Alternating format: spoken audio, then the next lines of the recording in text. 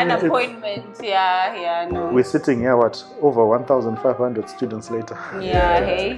So well done. By the way, we used to call this guy the closer, meaning that literally, like you are saying, when he supervises, all his properties are full. Exactly. You know that? If you're not academically involved, whatever field you're in, make sure you immerse yourself, become a student of whatever you're doing. Like immerse yourself in the material. So in as much as you want to have fun experience, but the main thing be the main thing for that stage, because it'll carry you on forward for quite a long time. There's a quote I like, the chains of habits are too light to be felt until they're too heavy to be broken. So watch your habits. That's true.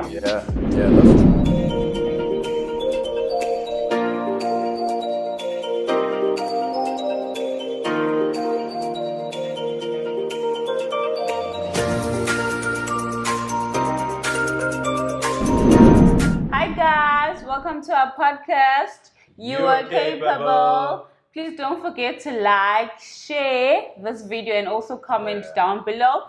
Don't forget to hit that subscribe button. So welcome. I'm your host Ulondega Ndebele, and over there is the awesome husband. Awesome. Let's never forget that. Awesome, and my flabbergastingly amazing Oh my wife. gosh. So, today we have an interesting guest, love. An amazing entrepreneur. Yes. An amazing guy. You know, I've known him for a couple of years, and we've both known him for a couple of years, right through from university to sitting on this couch today. Quite literally. But there's a lot that's happened between university and right through to this couch. And we're going to be discussing with you today. So welcome to the podcast today. You're capable? Welcome. Mr. Mukono. Sylvester. His name is Sylvester Mukono, y'all. So he's also very quite gifted in entrepreneurship. He's quite gifted in a couple of other things, so we're getting to know him. So let us know about yourself. Who's Sylvester? Where does Sylvester come from? Firstly, thank you guys for having me. Sure. And note, flattery will get you far. Wow. My name is Sylvester, as they said. Originally from Zimbabwe, like he is, and came this side seeking better opportunities through university. So, and a couple of years later, I'm on a couch. Oh, wow. Wow. That is quite interesting, So let us in on your journey right through university and the point of the businesses where we met as BNL Lifestyle at that time, but right through to NR Aqua, which is where you're at. So just give us a bit of an understanding of your journey. All right, so we got to start from the start. Yes. So as you all know, Zimbabwe is a very economically interesting place. So growing up, you see the parents doing so much things to try and get you to the places you want to get to. Like you cannot live on a salary alone. Like that's just not it. Like, I mean, for example, dad worked, the whole pension thing, retirement fund, whatnot. 20 years, 30 years down the line, 2008, everything, he was left with nothing.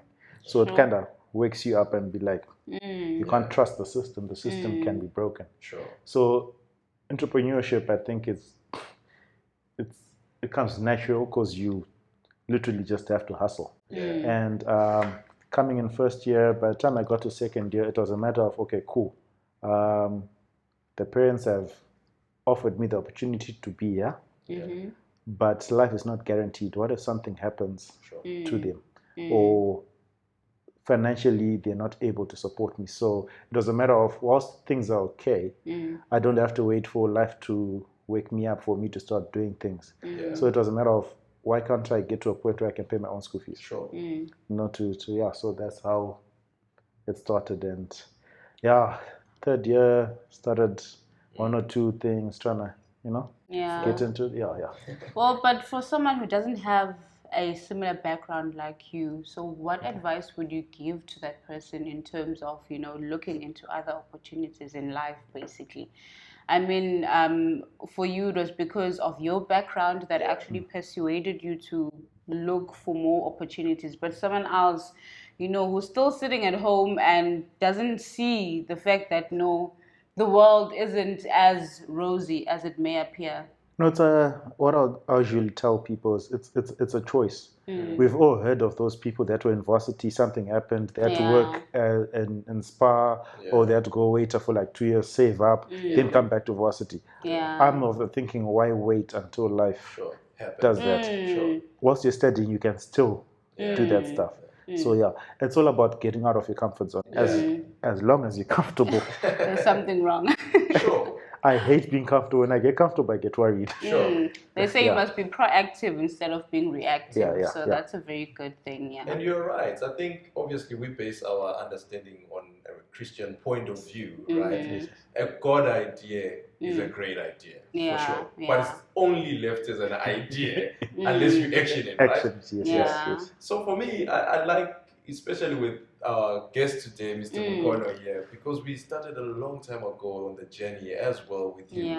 We met on campus when we were selling food at some point, and you were selling accommodation, and how we merged those two. Tell us a bit more about that. What was your thought process at that time? I mean, you're studying civils, but you're already kind of sourcing tenants for property owners. Okay.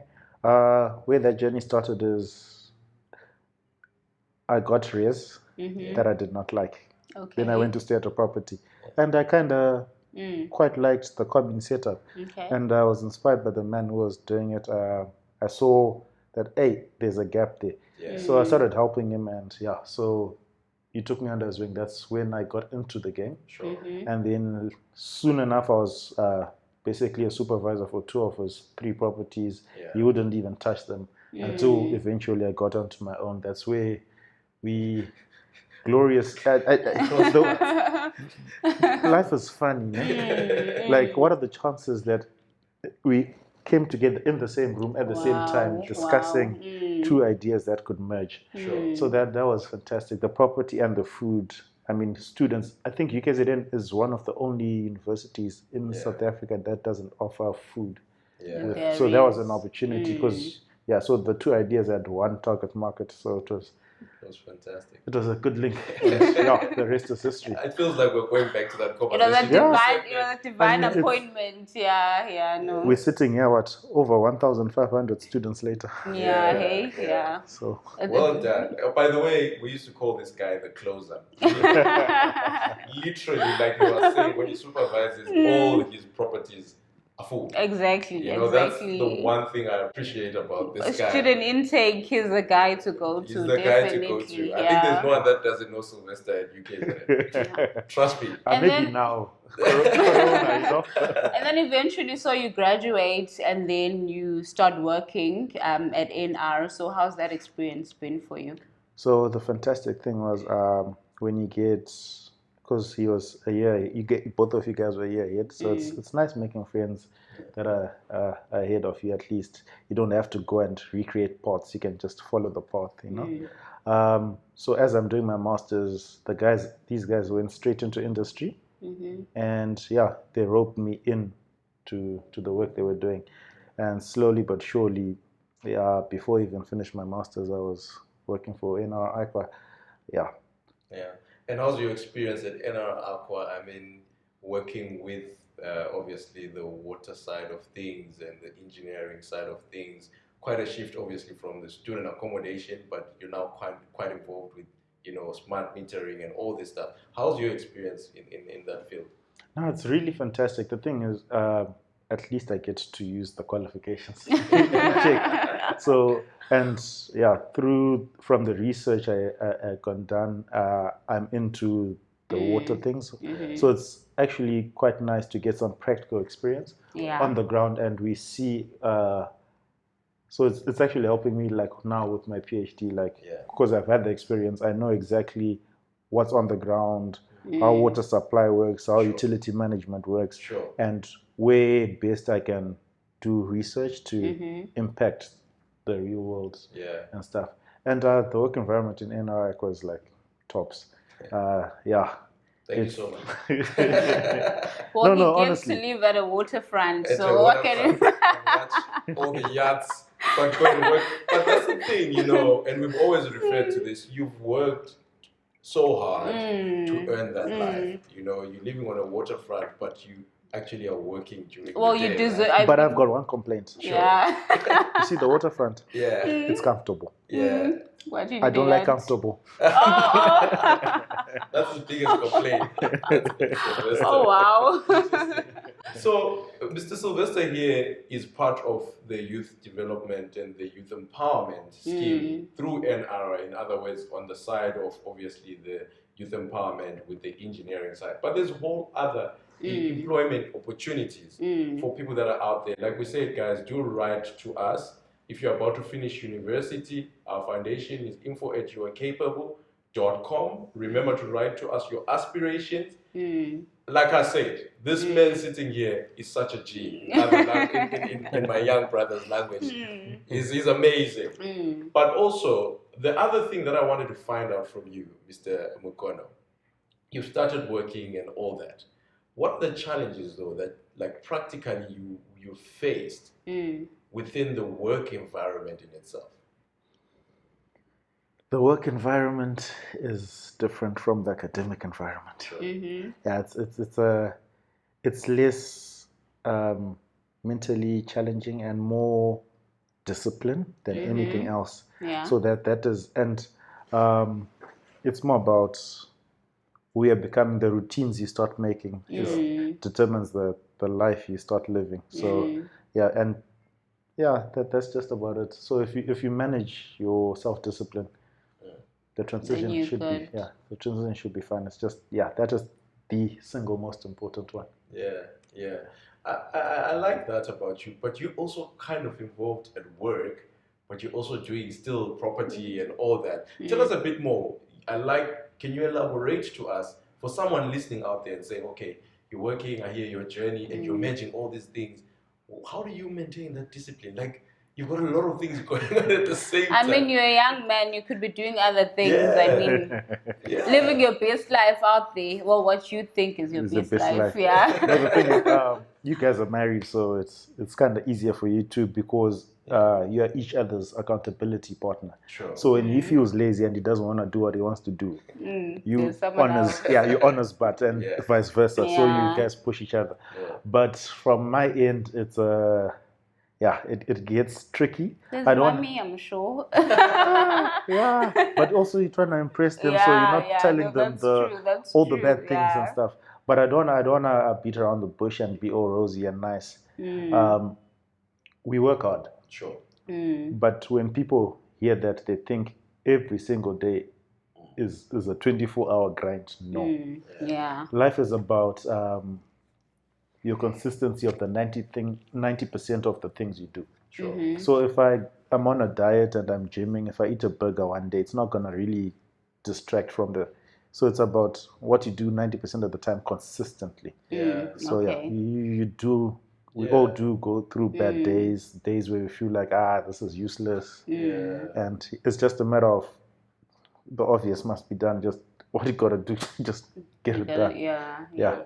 So All right. So as someone who's part of the youth empowerment program at NR, so I just want to ask you, are there any skills that you feel like you've learned? Probably something that you can take throughout your life in terms of those skills? In terms of individual or on the technical engineering. Well, you can do both, On the technical, it's literally, almost everything really. Because before NR is my first formal employment, if you want to call it that. So progressing the career and actually knowing how to use the skills I've learned in school to actually sell them for a living. Basically. So that's a big one. And then also looking for opportunity.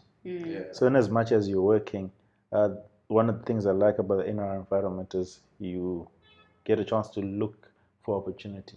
In as much as we're all working and stuff, we're all responsible to drive the vehicle that is in our forward because if the company grows, we grow.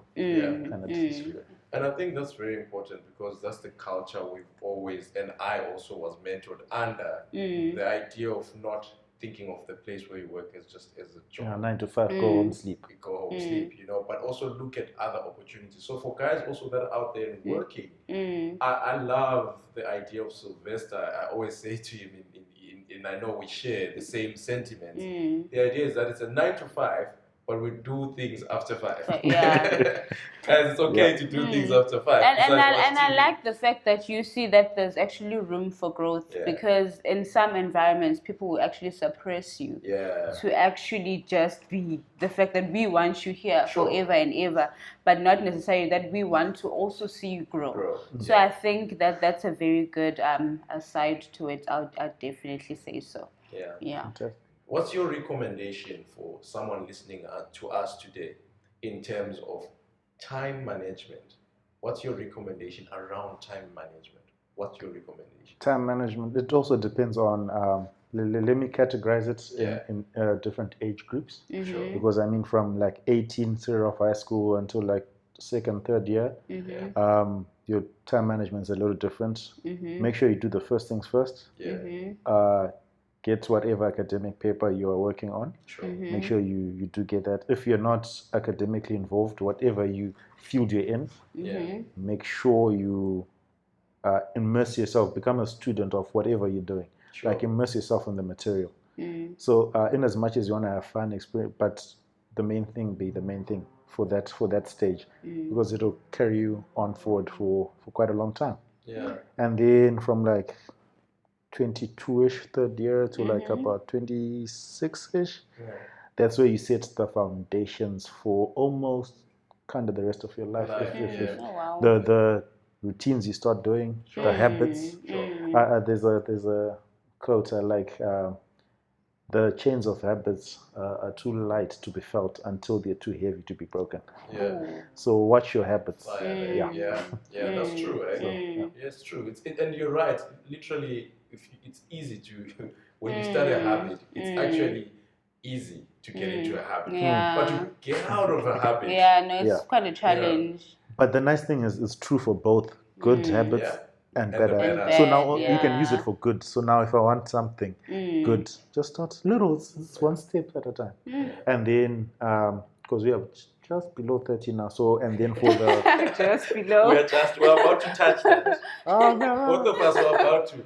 I'm still a child, guys. I'm not 30. It happens. Even my young brothers keep saying, you're about to turn 30. Yeah, right now I can still say when I grow up. Even for me, I keep saying when I. Yeah, so, but for this stage, it's what me and my friends laugh about and say quarter life crisis. Sure. Because you start giving yourself unnecessary pressures and all that. Like in this stage, you need to get yourself accountability partners, whether it's in the form of friends. Your support system is it's key. Important. Talking about pressure, so how does one actually deal with pressure, in terms of, because I feel like we all feel that pressure in our 20s, where you start looking at different people and it's just like, oh my gosh, my life is actually not moving forward. I remember it happened with me, and I had to counsel myself and be like, you sleep in your own bed, so you've done that's a huge achievement. So for you, how would you say you actually cope with that? Or in today's language, they say stick to your lane. How do you make sure that you stick to your lane? Okay, now we're getting deep. You need to get deep. So, for me now, it's lessons I learned back in 2017. So I think I'm brighter than most of my peers. You'd like to believe so? I would like to believe so. I mean, Are you brighter than me, bro? Let's put that to a test. We discussed that off camera. I wanted to hear. I'm joking. So what had happened, I'm just going to share a little life story. What had happened is, first year I make a group of friends, Fatima, Lloyd and them. We go through varsity together. Then get a little distracted with other things. Trying to chase the business side of life. That's why I said keep the main thing the main thing. Like Dad always used to tell me, the time for chasing money will be there, but I was kind of too excited. And then there's that one module, that one module, grounds and structure, that knocked me. So what happened there was that little mishap cost me a year of my life. Sure. So now that is the stage where all along I'd been walking to a room and I think I'm the smartest guy in the room always. And then now I'm at a place where all my peers are kind of a level up, and you are like, you have to wait another year to finish, but you're going to finish. But you can't help but do the comparison. Sure. So that's where it literally got tricky. Yeah. But then you start asking yourself, like, who are you? What is your worth? Sure. So now, like, when you start looking for your identity, am I an engineer? Sure. What happens if I get fired, or what happens if I get banned from doing that? Then what becomes of me? So therefore, I shouldn't identify in that. Yeah. It's a case of identity. Like, what do you identify yourself as a sportsman? What happens if your legs run out or you can't do? Then you go. So now, if you identify yourself with one thing that has always been, that will always be, you'll be fine. It doesn't matter what happens. You then realize that everything else is just happenings. And then, you decide what it means. But, You know, I love what you're saying. For me, one other thing I learned, and just not with digressing, within the same context of what we're talking about, very important. A lot of successful people are people with a lot of failures behind them. Do you know, every time you fail, you learn something. If you go straight to success at times, and it's okay to be successful, there's no issues with that. Right, one shot and you're successful. But you could miss certain stages of understanding. At times when you fail, it actually propels you to the next level. And when you're successful, you actually also appreciate the success. Exactly. So for me, it's very important. Like, I base my belief structure obviously in Christianity, and I come back to that. Even the Bible says there's a time and the season and an opportunity for everything to happen under the sun. So there's a time and a season for everything to happen. So it might not happen for you now, but it might happen 2 years from now. It might happen 3 years from now. It might happen 4 years from now. But it doesn't make your success less, success than the other person. For me, I love the scripture that says that all things work together for good for them that love the Lord. I mean, we've all had our failures, including myself. I'll just share a short story. I failed in first year, of which that added a year onto my degree. I still worked hard and everything, but in God's faithfulness, had I finished a year earlier, I probably would have struggled to get a job. On the year that I finished, there was a guy who resigned. Yes. And you wouldn't have met me, hey? Yes, I wouldn't have met you. But you get to learn that failures are there. They're part of life, but it doesn't necessarily mean that we give up. We still move on. We fall, we get up, we move on. And then we just trust God. And as he says in his word, all things work together for good, and they eventually do work together for good. And I think that's quite important what you're sharing here, Love and Sylvester, what we're sharing there. And for someone out there maybe who's listening to this, you still are capable, even though you might have failed the subject, even though you might have failed your first interview, even though you might have failed in your first job. Exactly. But you're very capable. Let's look at where you're going, not where you are right now. It's important to look at where we are heading to than where we are. And on that note, we're speaking about failure and success, but let's just define them a little bit. Failure is not tripping. Failure is giving up. Yes. So as long as you haven't given up, you haven't failed. You're still going. Exactly. And it's still part of the journey. And success, well, for me, it's not a destination. It's in who you become and the journey. Because if you're chasing a destination, you won't get there. That's true. That's very true, and I agree with you. And coming back to also obviously what we have been doing together in the past 4 or 5 years as well. There's a lot of things that we would define maybe as failures, but those things taught us a lot. Exactly. And they're still teaching us a lot. So thank you so much, Sylvester, for coming. Thank you so much for joining us. Thank you for having me, guys. Thank you so much. And thank you guys for watching. Yes, thank you for watching. Please do not forget to subscribe. Comment below if you've got any ideas or anything that you would like to comment about. Always remember that you are capable. Please do more. Let us know. What are you studying? I am a student doing civil engineering at UKZN.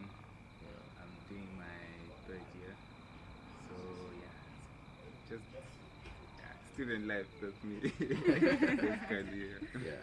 Then how's that going? It's got its ups and downs, but I must say it's teaching me a lot of lessons, and it helps you to mature as a person. So I think. So what's been your experience with JML? What's been your experience with studying as well and being away from home and all that? I feel like for me it's been very helpful because I feel a lot of students struggle with accommodation, and I feel if you have that sorted out, it just gives you a better state of mind when you start your semester. With okay, I don't have to worry about where I'm going to stay for. We here just to say thank you today as well. Mm. Literally. So we're gonna present something to you just now. But before we do that, we're giving you this chance to actually speak to. So you do know you're capable. There's a foundation that's actually an advantage in terms of when you do finish studying, because you're in your final year, third year, thereabout. But actually, there is an opportunity after you finish what you're studying for you to be linked up. So this is your opportunity to speak to those sponsors and let them know this is who Dumo is and this is what Dumo wants to achieve. You've got the floor, sir. Okay, for me, my dream has always been to become an engineer. I've also, like, at home, I've been very handy, like fixing things and just being innovative. So it's just been a part of my lifestyle, and I've been motivated to do engineering, even with my family. Not just because my family is also, most of them are doing engineering, but I feel it's part of my life. Actually, it's something that. Yeah, you just know, we see, okay, this is my calling. This is Yes, so we just like to encourage you, just to keep going, keep moving forward, and it is definitely achievable. Yes.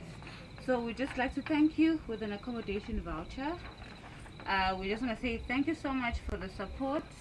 Over the years, we really do appreciate it. And we hope this can assist you, just give you a breather. For that moment. Yes. So, we really do appreciate your support. Thank you so much. And all the best, with your future endeavors.